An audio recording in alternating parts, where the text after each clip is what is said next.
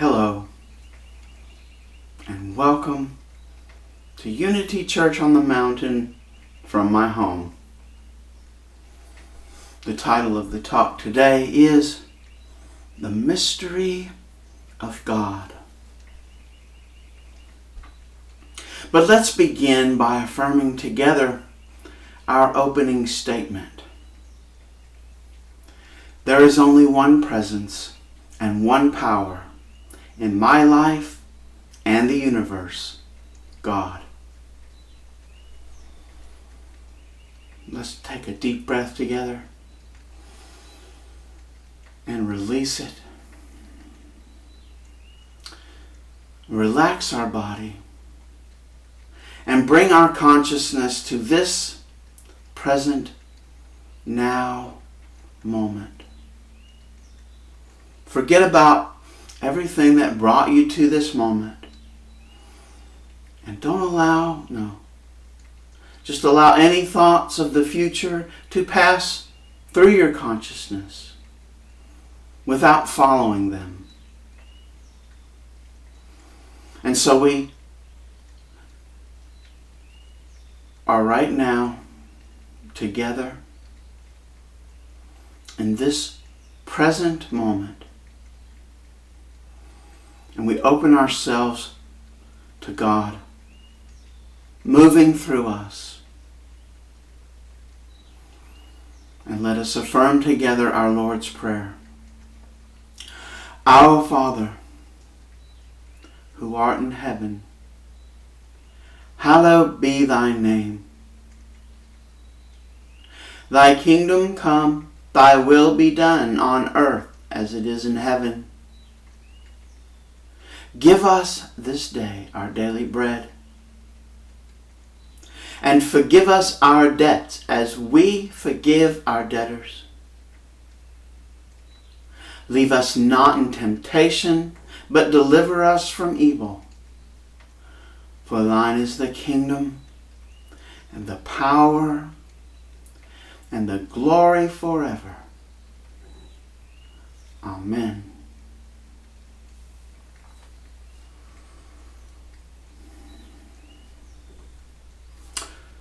So, the mystery of God. I should start with a warning. Everything I'm going to tell you is about to be a lie.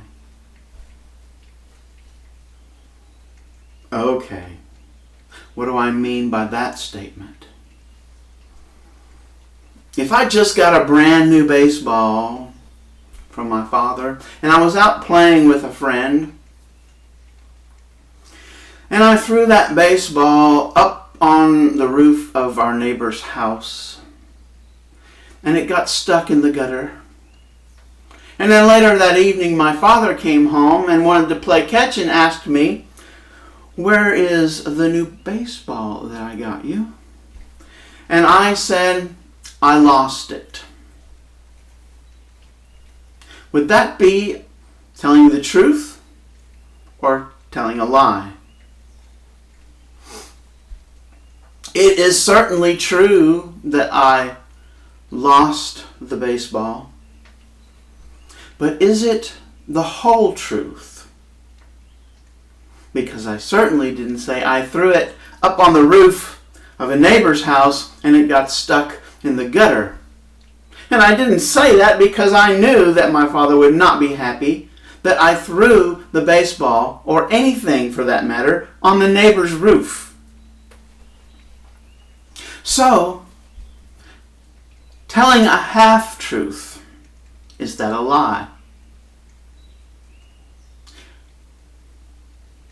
That's the kind of lie that we're forced to tell when we talk about God. Because we can never tell the whole truth. Anything that we say won't be enough to explain, to cover the depth and the breadth and the transcendent nature of something so vast and yet so small and fine as God. God whose center is everywhere and whose circumference condenses and collapses on itself and is nowhere.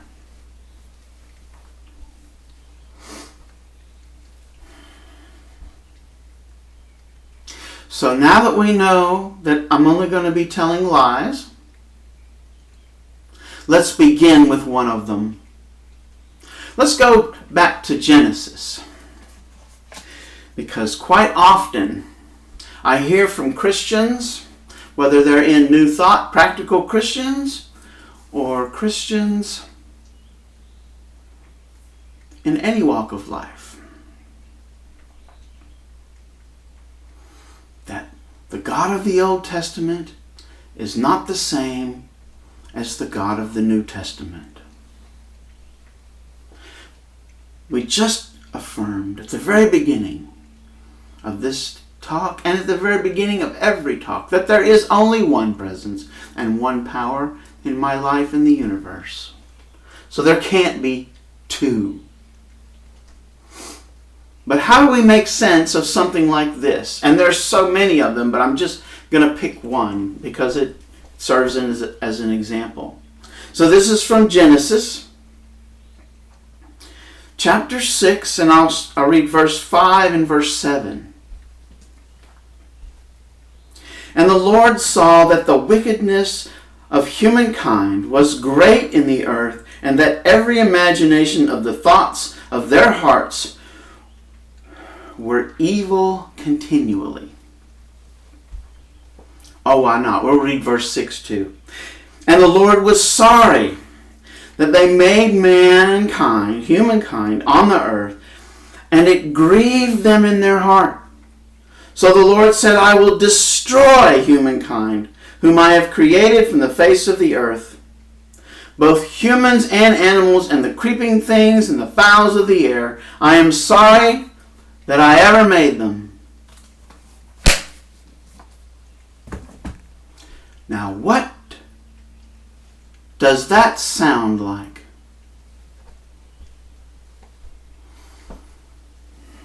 That doesn't really sound like God to me.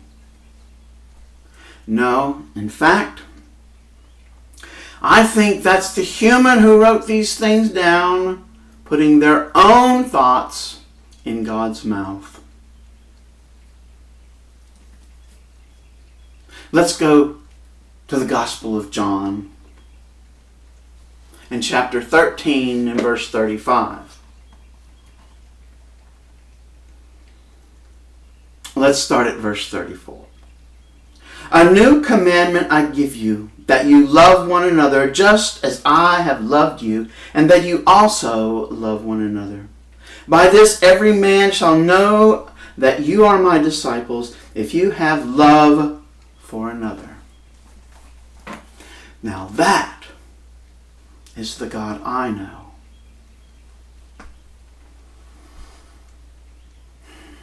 We know that Jesus was a fully realized, fully divine, allowing the divinity to be who he was, that his humanity, his ego self, was completely under the control of that divine self. He was fully realized in the image of God.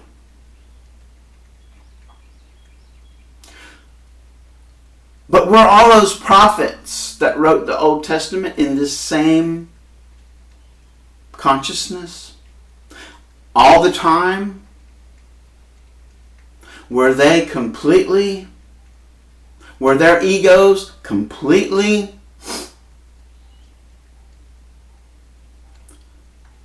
subservient to their higher self? And just reading that in Genesis, I would have to say they were not.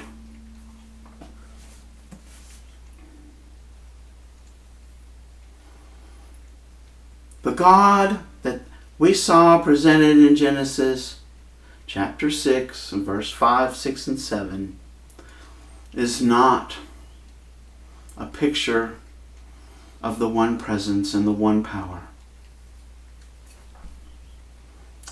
There is no love there. That big love, the unconditional love, is missing. The forgiveness is definitely missing. But remember, in unconditional love, there's not even any need for forgiveness because there was never anything seen in this love that needs to be forgiven.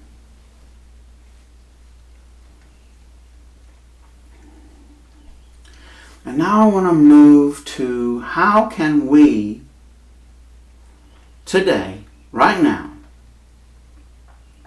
have our own experience of the divine presence that's within us. The presence that Jesus was able to call upon all the time, whenever it was necessary. Jesus was able to use the tools that he learned as he grew up from his ego personality, and yet at the same time, that personality was not the boss of him. It was the higher self, the divinity within him, that harmoniously applied the parts of his consciousness to the task that they were most suitable to accomplish. Harmony, the inner harmony. But back to that question, how is it that we can have this experience of the mystery of God for ourselves, when anything that we say about God is a lie because it falls short? It does not tell us the whole story.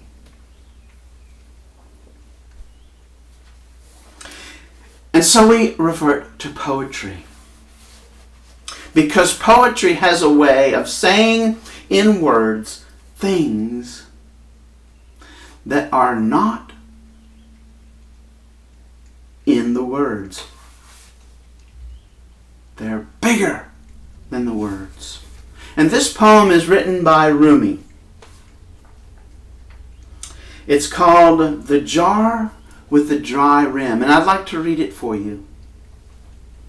And then we'll talk about it. The mind is an ocean.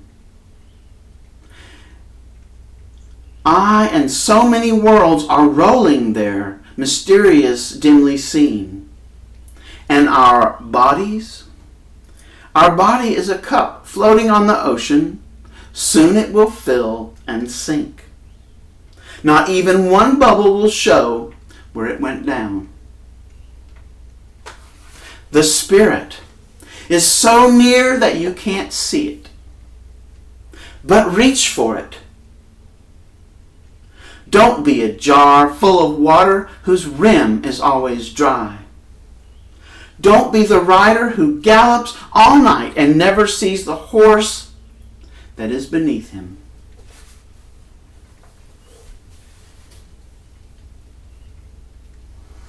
All right? Let's start at the top of that. The mind is an ocean. Out of the culture that Rumi was coming from, the mind. He's talking here about the self-existent consciousness. That's what God is. Oh, but that's a lie. The self-existent consciousness, the mind, God is an ocean. Okay? So, within the context of this poem, we're talking about God is the ocean. And so many worlds are rolling there, mysterious and dimly seen. God, in whom we live and move and have our being. It's all happening Not only the worlds we're seeing, but all the other worlds, whatever there are, most dimly seen or mysterious, it's all happening within this same ocean, within this same mind, the self-existent consciousness that is God. Our bodies, okay? The skin suit, this husk of a shell where we are having this human experience. Our body is a cup. A cup. Cup holds something. And it's floating on the ocean. It is floating in this ocean, this divine mind. Soon it will fill and it will sink. No more husk. Not even one bubble will show where it went down. It will dissolve completely back into the ocean. The Spirit is so near that you can't see it. It's so close to us that our field of vision can't see it. But reach for it. Reach for it. Open yourself to it. Don't be a jar full of water whose rim is always dry. A jar, again, a container full of water. And what is water in this context of this poem? Water is a drop from the ocean. We are full of this water. We are full of this self-existent consciousness. It fills us.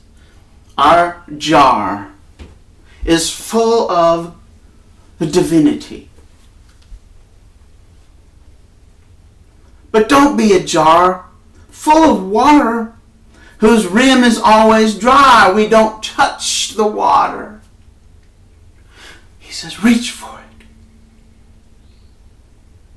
Don't be a rider who gallops all night and never sees the horse that is beneath him. That horse beneath us is this ocean.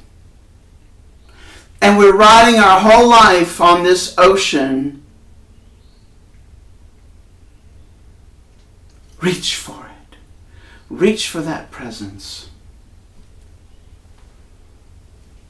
Reach for that presence. It's right there. You are full of it already. The presence is in you. And you're riding on it and through it. How do we reach for it? I'm going to share just a couple of lines really quickly with you from another poem by Rumi. And this poem is wonderful. And I could do a talk on it, and I probably will soon. This poem is called Those You Are With. And near the end of it, we get this line. Always search for your innermost nature in those you are with.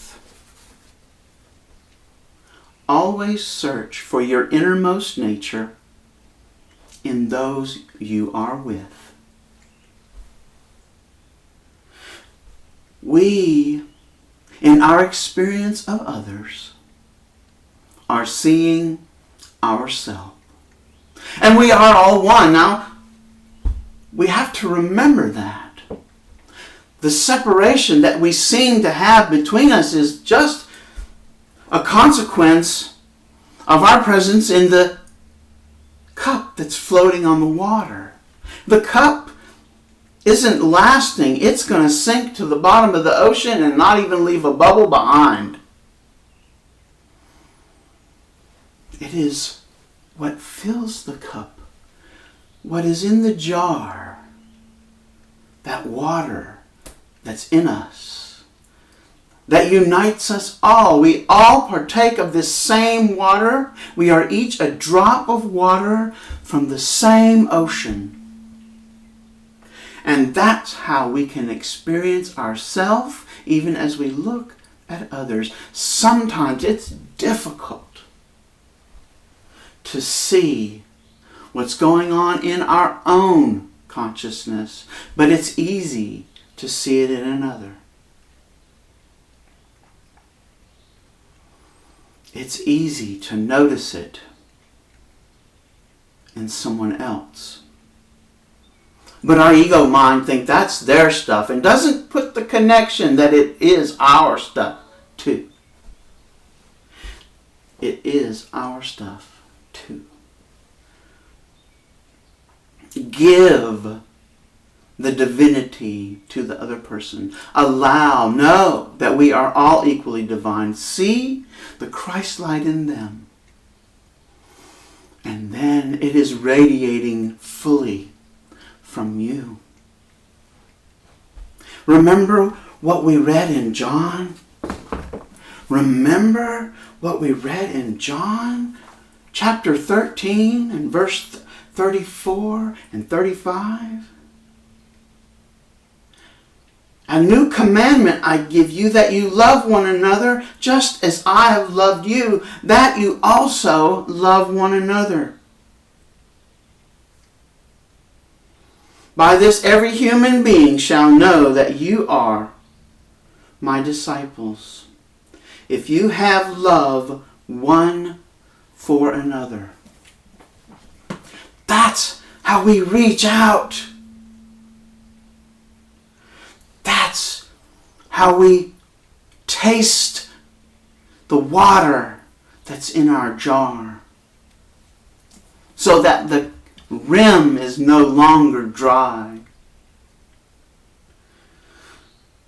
So what I want you to remember from this talk is that I told you nothing but lies this morning, because everything that I said was not the full truth.